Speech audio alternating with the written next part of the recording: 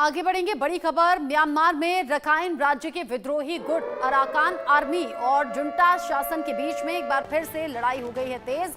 इस बार लड़ाई का केंद्र क्योकफ्यू टाउनशिप रहा है। अराकान आर्मी ने रखाइन में नौसेना बेस और जुंटा की सैन्य चौकियों पर भीषण हमला कर दिया है। चीन के कई बड़े प्रोजेक्ट इस क्षेत्र में हैं। ऐसे में चीन की चिंता इन नए हमलों से बढ़ गई है। ये संघर्ष ऐसे वक्त पर हुआ है जब जुंटा कहलाने वाले सैन्य शासकों ने चीनी सुरक्षा फर्मों को म्यांमार में काम करने की अनुमति देने वाला कानून पास किया है। इस कानून के तहत चीनी निजी सुरक्षा संगठनों को म्यांमार में तैनाती का अधिकार दिया गया। अराकान आर्मी ने राज्य के ज्यादातर हिस्से को जुंटा से छीन लिया है। कुछ महीने की तनावपूर्ण शांति के बाद फरवरी में फिर से हिंसा भड़क उठी है। ये लड़ाई 20 फरवरी को तेज हो गई थी। उस दौरान अराकान आर्मी ने कयो कर्फ्यू में नौसेना अड्डे पर हमला बोल दिया। कयो कर्फ्यू में चीन के तेल गैस पाइपलाइन, बंदरगाह और विशेष आर्थिक क्षेत्र जैसे मेगा प्रोजेक्ट्स हैं। रखाइन की राजधानी सितवे और मनोंग को छोड़कर बाकी 14 टाउनशिप पर अराकान आर्मी का कंट्रोल है।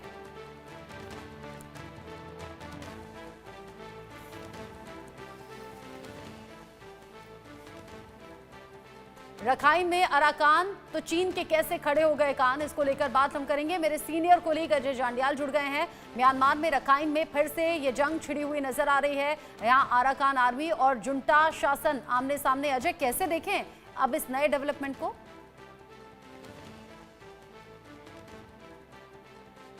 अजय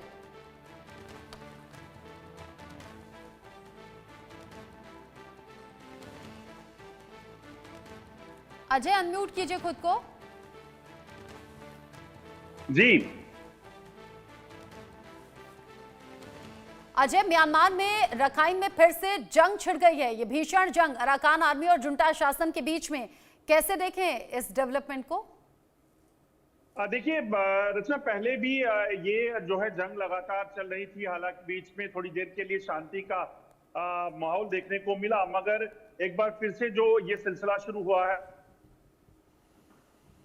सकता है कि फिर से जो लोग हैं जो पीड़ित इस पूरे जंग के दौरान होंगे, दोनों तरफ के लोग, चाहे वो अराकान के हैं या जुंटा के समर्थक, दोनों में जो है एक बार फिर से जो झड़प का सिलसिला शुरू हुआ। इसके बाद नतीजे जो है वो आंकड़े मौत के ही सामने आएंगे और इसी के कारण जो है माना जा रहा है कि हालात जो हैं वो और खराब होते देखे जा सकते हैं। जिस तरीके से लगातार आप देखें तो अराकान आर्मी ने क्योंकुफा में जो म्यांमार पर हमला किया जुंटा पर, उसके बाद से लगातार ये सिलसिला तेज हो गया है और इसी बीच जो है माना ये जा रहा है कि इसमें कई लोग अभी घायल भी हुए हैं। और जंग जो शुरू हुई है, ये जंग इतनी जल्दी यहाँ थमने वाली नहीं है, क्योंकि ये आपसी झड़प जो दो गुटों की है यहाँ पर अराकान आर्मी और जुंटा में, ये इंटरनल फाइट जो है यही पहले भी काफी चिंता का सबब बनी थी।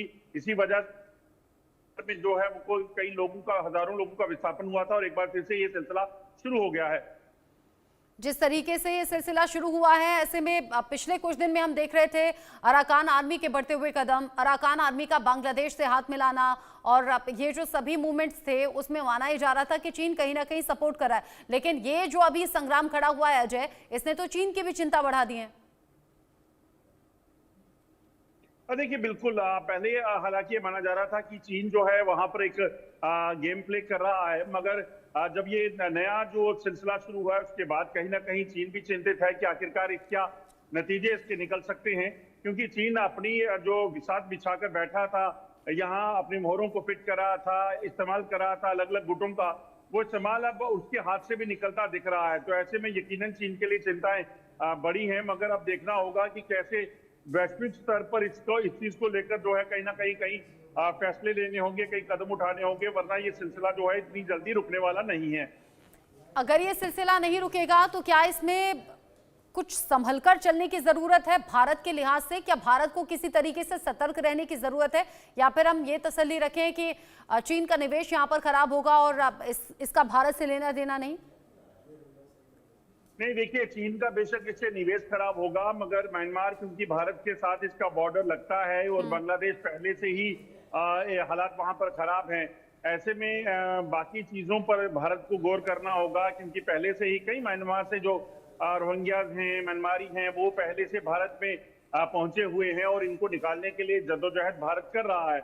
ऐसे में जो इलीगल ऑक्यूपेंट्स ये जो रहते हैं, जो यहाँ पे दाखिल हो जाते हैं, इनको बाद में कई सालों तक निकालना मुश्किल हो जाता है और ये देश की अर्थव्यवस्था पर जो है वो कहीं ना कहीं बड़ा प्रश्न चिन्ह उठाते हैं। तो ऐसे में बाकी चीजों को संभालने के लिए अपने बॉर्डर्स को संभालना बेहद जरूरी है इस वक्त, और भारत भी कहीं ना कहीं उस चीज पर गौर कर रहा है कि किस तरीके से ये जो मौजूदा स्थिति है इससे आपस में वो निपटे और उसके साथ साथ भारतीय क्षेत्र जो है वो सुरक्षित रहे। अराकान आर्मी और जुंटा शासन को अगर कंपेयर किया जाए, कौन ज्यादा शक्तिशाली, किसका ज्यादा प्रभाव? देखिए, अभी तक तो अराकान आर्मी के जो कदम हैं वो लगातार बढ़ रहे हैं, मगर जिस इलाके में जो भारी होता है वो नुकसान कर जाता है।